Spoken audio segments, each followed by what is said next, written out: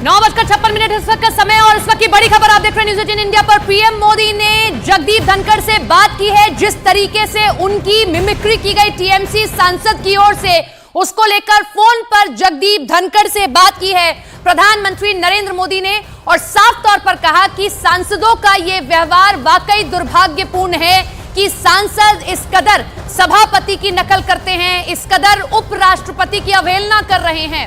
यतेंद्र हमारे साथ, हमारे सहयोगी लाइव जुड़ रहे हैं, उनका रुख कर लेते हैं। यतेंद्र, पीएम ने बात की है धनखड़ से, क्या कुछ बातचीत हुई, कोई जानकारी मिल पाई हो?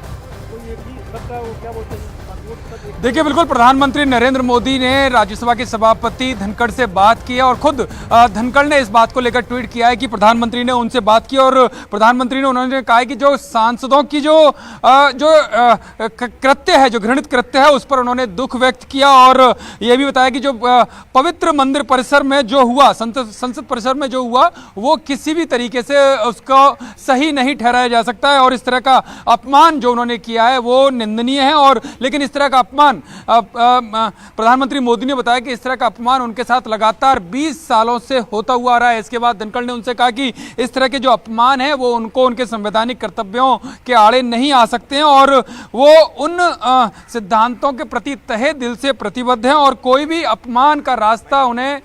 अपमान उन्हें उनके रास्ता बदलने को मजबूर नहीं कर सकता। इस तरह की बातें दोनों के बीच में हुई है, लेकिन साफ है कि प्रधानमंत्री नरेंद्र मोदी ने इस पूरे मामले पर उपराष्ट्रपति और जो राज्यसभा के सभापति हैं, चेयरमैन, उनसे बात की और दुख जाहिर किया है कि जो सांसदों ने किया उसको किसी भी दिशा में सही नहीं ठहराया जा सकता है और पूरा घृणित कार्य है और जो पवित्र संसद परिसर है उसमें इस तरह के कृत्य को जायज तो बिल्कुल भी नहीं बताया जा सकता। और उन्होंने साफ तौर पर यह भी कहा कि इस तरह का जो अपमान उपराष्ट्रपति का यानी कि राज्यसभा के जो चेयरमैन का किया, इस तरह का अपमान वो 20 सालों से सहते आ रहे हैं, यानी कि जो विपक्ष के नेता हैं, जो उनके अपोजिशन पार्टीज हैं, उनके ऊपर लगातार कहीं ना कहीं 20 सालों से ज्यादा का समय हो गया और उनके ऊपर लगातार इसी तरह का उनका अपमान, उनका मजाक उड़ाते रहे। इसके बाद इसके लिए जगदीप धनखड़ की ओर से यह भी कहा गया, क्योंकि एक किसान परिवार से आते हैं, एक जाट परिवार से आते हैं, जानबूझकर नीचा दिखाने के लिए ये चीजें की गई और 20 सालों से वो इस अपमान को झेलते आ रहे हैं। अब जाकर उन्होंने अपनी चुप्पी को तोड़ा है।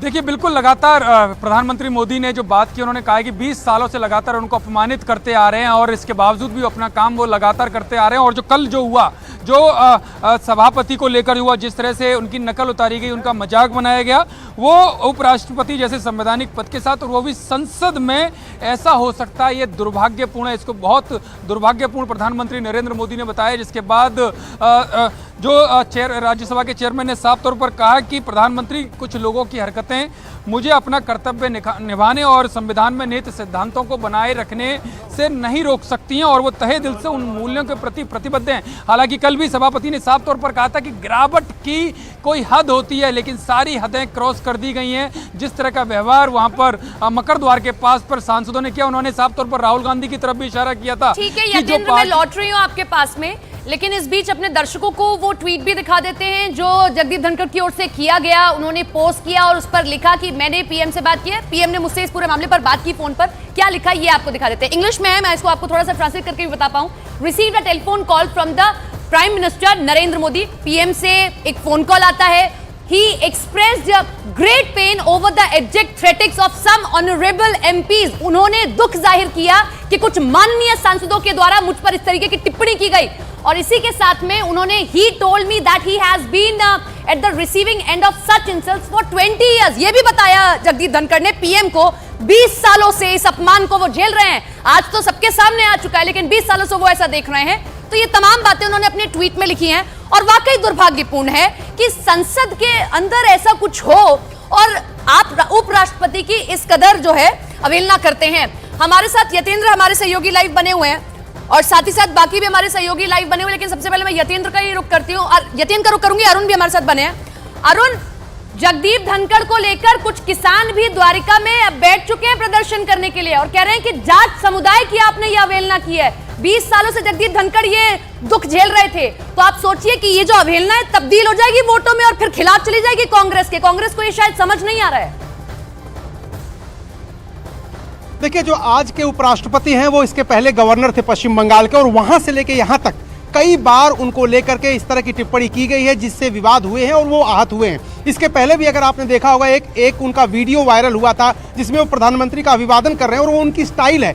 इसी स्टाइल में वो सदन के अंदर राज्यसभा में भी मैंने कितनी बार देखा है कि वो सांसदों का भी अभिवादन करते हैं, फ्लोर लीडर्स का भी अभिवादन करते हैं, लेकिन उसको इस तरह से पेश किया गया जैसे वो झुक करके अभिवादन कर रहे हो प्रधानमंत्री के सामने, जबकि कॉन्स्टिट्यूशनल पोस्ट में वो उनसे ऊपर हैं और उसको गलत तरीके से पेश किया गया था। तब भी उन्होंने कहा था कि आजकल तो किसी को नमस्ते करने में भी सोचना पड़ता है। तो ये जाहिर सी बात है उनको लेकर के जाट समाज, हालांकि जाति धर्म से ऊपर हो जाते हैं जो लोग भी कॉन्स्टिट्यूशनल पोस्ट पे होते हैं, लेकिन फिर भी लोग उनके समर्थन में प्रदर्शन कर रहे हैं। और खुद उपराष्ट्रपति ने कल राज्यसभा में बहुत गहरा दुख प्रकट किया और आज जब प्रधानमंत्री ने उनको फोन किया तो जाहिर सी बात है उनकी देसी अंदाज में कुछ आपको अगर व्यवहार कर रहा है तो वो इसका मतलब ये नहीं है कि आप उसका मजाक बनाएंगे। तो मैं आपके पास लौटूंगी अरुण, यतेंद्र का भी रुख करूंगी, लेकिन इस बीच एक बार सुनवा देते हैं कि उपराष्ट्रपति जगदीप धनखड़ ने कल क्या कुछ कहा था, कैसे उन्होंने अपना दुख जाहिर किया सदन के अंदर।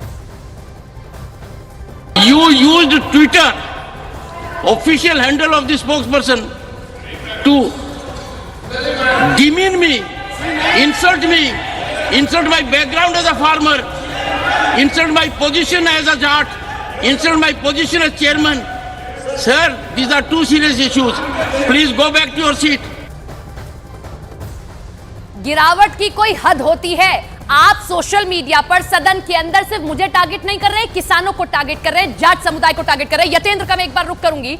यतेंद्र, वाकई में ये दुर्भाग्यपूर्ण है कि आप उपराष्ट्रपति के साथ ऐसा व्यवहार करते हो, और ये जो अभी अरुण भी बता रहे थे ये हमने आज ऑन कैमरा देख लिया, लेकिन जब वो राज्यपाल थे पश्चिम बंगाल के तब भी उनके साथ होता रहा, लेकिन तब वो शांत रहे। आज इतने बड़े पद पर बैठे तब भी टीएमसी को ऐसा लग रहा है समझ नहीं आ रहा है।